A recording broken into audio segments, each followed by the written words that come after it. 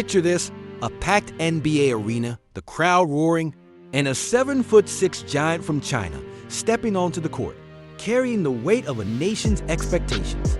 And a 7'6" giant from China stepping onto the court, carrying the weight of a nation's expectations. Now imagine Charles Barkley, the outspoken NBA legend, betting on Love TV that this rookie will flop, promising to kiss a donkey's behind if he's wrong. Spoiler alert, Barkley ends up puckering up on national television.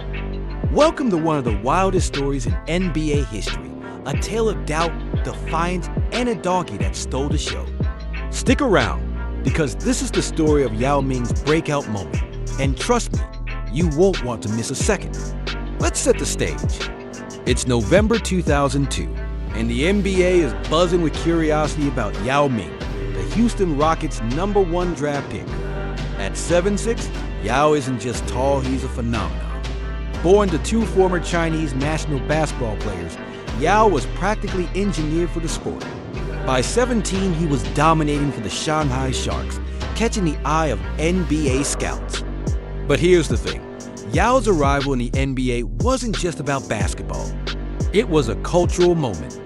He was China's ambassador to the global stage, a symbol of a nation's growing influence. The pressure? Immense. Now, let's talk about the skeptics. Yao's size made him a unicorn, but many doubted he could handle the NBA's physicality.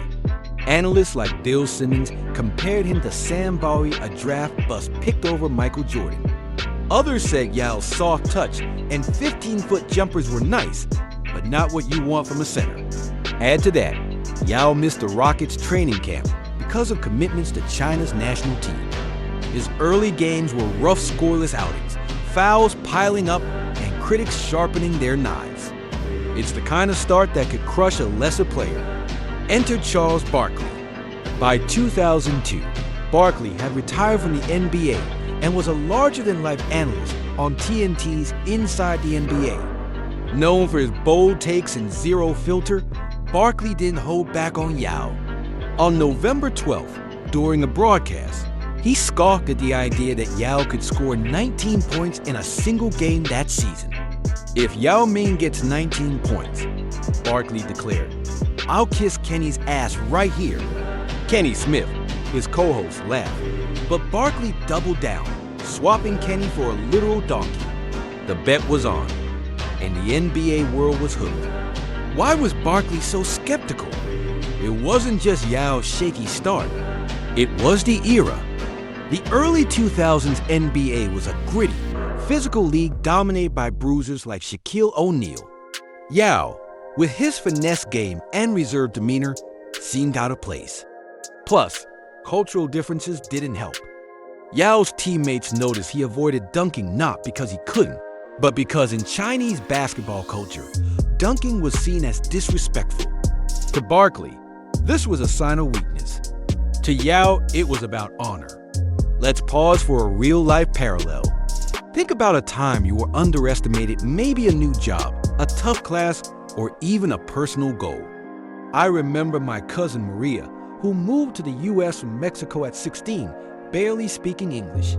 Everyone doubted she'd graduate high school, let alone go to college. But Maria studied late nights, leaned on her friends, and graduated with honors. Yao's story echoes that. He was a stranger in a strange land, facing doubts not just about his game, but his entire identity. Yet, like Maria, he had grit and a team that believed in him. That team was the Houston Rockets, led by point guard Steve Francis. Francis, a dynamic all-star, took Yao under his wing. Off the court, he helped Yao navigate American culture, from slang to fast food. On the court, Francis fed Yao the ball, urging him to be aggressive. Other teammates, like Cuttino Mobley, defended Yao against media criticism, calling doubters crazy. This camaraderie wasn't just feel-good, it was strategic. The Rockets knew Yao's potential could elevate them from playoff hopefuls to contenders. Now, let's fast forward to November 21st, 2002, at the Staples Center in Los Angeles. The Rockets are facing the Lakers, who, despite a rocky 3-6 start, have Kobe Bryant in his prime. Yao's been improving, but he's still under a microscope. In the first half, he lights up, scoring 12 points with a silky jumper and a reverse layup. The crowd's buzzing this kid might be legit. But in the third quarter, Coach Rudy Tomjanovich benches Yao to manage his minutes. Barkley's bet is looking safe. Into the fourth quarter, the Rockets are down by 5, and Yao's subbed back in. Steve Francis is on fire, dropping 11 points in the quarter. But Yao's no slouch. He spins past defenders, hits a hook shot, and nails a mid-range jumper. With seconds ticking down, Yao gets the ball in the post, fakes left, and lays it in. The crowd erupts. The score? 19 points. Yao's done it. Somewhere, Barkley's sweating. Here's another real-life story to bring this home. In 2018, I met a high school basketball coach named Coach Thompson at a community event. He told me about a shy freshman, Jamal, who was 6 feet 8 inches but lacked confidence. Everyone wrote Jamal off as too soft for varsity. Coach Thompson saw potential, though. He paired Jamal with a senior mentor, drilled him daily. By senior year, Jamal was a state champion, earning a college scholarship. Yao's 19-point night reminds me of Jamal's. Breakthrough proof that belief and opportunity can unlock greatness. Back to the bet. On TNT's Listen Up before the next game, Barkley faces the music. The crew brings out a real donkey, and the studio's in stitches. Ernie Johnson, ever the straight man, eggs Barkley on. "You're a man of your word, Charles." Barkley, grumbling but game, plants a quick kiss on the donkey's rear. Yao, watching from the locker room, cracks a rare smile. "Don't kiss," he says, shaking his head. So, what's the bigger picture here? Yao's 19-point game wasn't just about winning a bet. It was a turning point.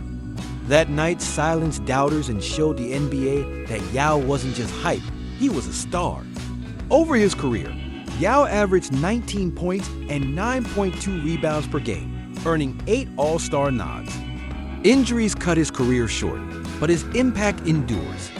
He bridged cultures, inspired millions in China, and paved the way for international stars like Giannis Antetokounmpo. Let's add some perspective. Barkley's bet, while funny, reflects a broader tendency to rush to judgment. In 2002, Yao was an easy target, too tall, too forward, too different. But snap judgments often miss the mark. Consider tech innovator Elon Musk. In the early 2000s, critics called Tesla a pipe dream, saying electric cars would never compete with gas. Musk persevered, and today Tesla's a juggernaut. Yao, like Musk, proved that vision and resilience trumped doubt. Another angle, the role of mentorship. Steve Francis didn't just pass Yao the ball.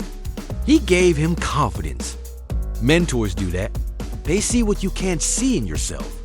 I think of my old boss, Sarah, who pushed me to lead a project I thought was beyond me. Her trust made me step up. Yao's teammates, especially Francis, were his Sarah. They didn't let him fail. As we wrap up, let's talk about the lesson. Yao Ming's story teaches us that greatness often starts in the shadow of doubt. Whether it's a new career, a bold dream, or a personal challenge, people will question you. That's okay. Lean on your supporters, trust your process, and keep showing up. Yao didn't become a legend overnight. He did it one jumper, one game, one donkey kiss in bed at a time. So, the next time someone doubts you, channel Yao. Prove them wrong, not with words, but with results. And who knows, maybe your doubters will end up kissing a donkey on live TV. Thanks for watching, folks. Hit that like button, subscribe, and let me know in the comments. What's a time you proved someone wrong? See you next time.